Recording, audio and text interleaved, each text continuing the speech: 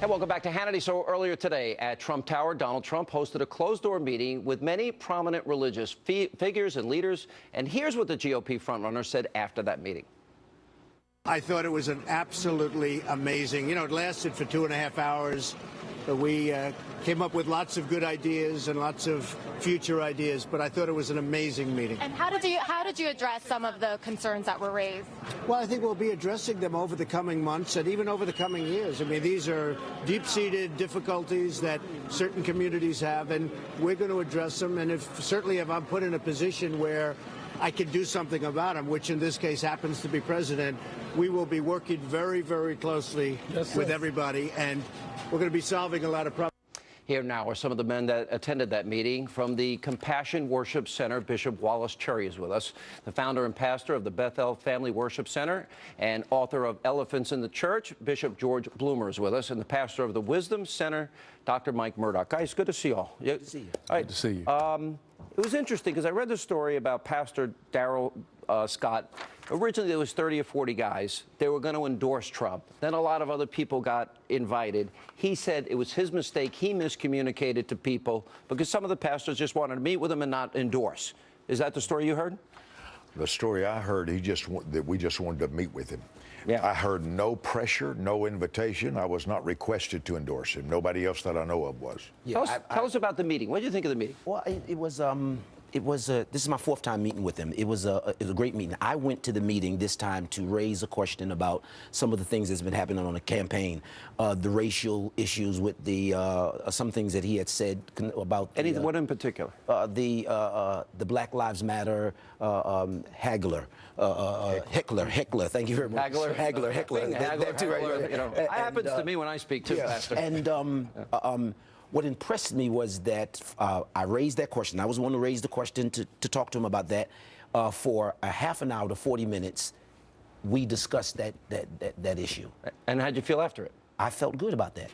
I was okay with what, his answers to what we had put in front of him. Let me ask Pastor Bishop Cherry this. Bishop, when they were asking the Democratic candidates, do Black Lives Matter or all lives matter? I was a little shocked at the answer. Bernie Sanders and Martin O'Malley and Hillary Clinton. I was taught to believe that we're all children of God, that we're all God's children. What's the answer? Isn't the answer all lives matter? Every life matters? All lives does matter. Sometimes fear, when fear is instituted, things that people fear, they have a tendency to attack. And I truly believe that all lives matter regardless to what your race may be or the culture that you may have grown up in or even to your stance. There again, just as you first stated, God loves us all. And he doesn't separate us by race. He looks at us as being the human race. I agree with that. I'm going to get a little political here. Mm-hmm. Okay. And I know the majority were African-American black ministers, pastors, bishops, correct? Latinos also. And I look at those people that have been hurt the most, I would argue, under this president's policies, disproportionately so, are black Americans, Hispanic Americans.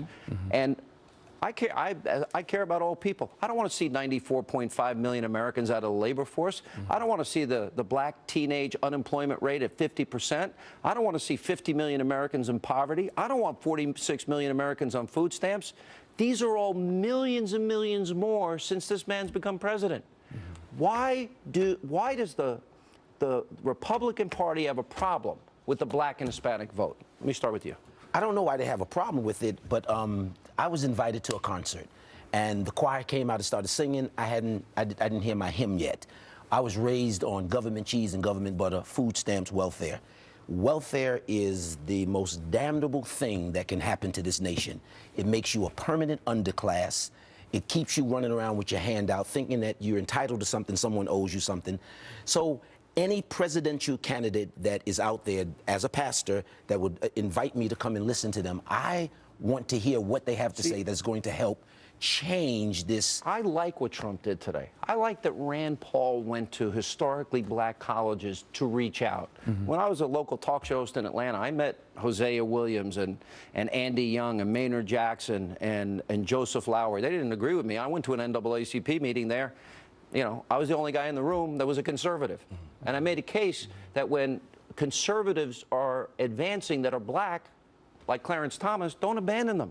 That's a good thing for America. Reaction. I'm persuaded that the voice you honor controls your future. I cannot change your life until I know whose voice you trust. I listened for 3 things today in the meeting. Number 1, the sound of real. Did he sound real? As real as any human I've met. He doesn't really have a filter, does he? No. I think that's the secret of his appeal. Yeah. I think we've heard calculation. I think we've heard, and you know, he's walking among the snakes. And when you walk among the snakes, you can't always cut off the head. I think I read something about be wise as a serpent and harmless as a dove. I read that somewhere. Yes. Do you know where I might have read Bible. that? In the The Bible. Yeah. Oh, you mean it's not, that book is sold more than Trump's book? Absolutely. All right. I got to tell him that. All right, good. Number 2, I look at history. What did you do yesterday? What did you do last week? What did you do with your life? What did you do with your knowledge? Who did you train? Who did you change? The third thing I was listening for today is passion. Passion. And I actually heard it. Oh, I've heard it. I've read all of his books, of course. Never met him until today. But I was listening for the passion. The passion, the craving of Americans. You is can sacred. support him. Yes, I can.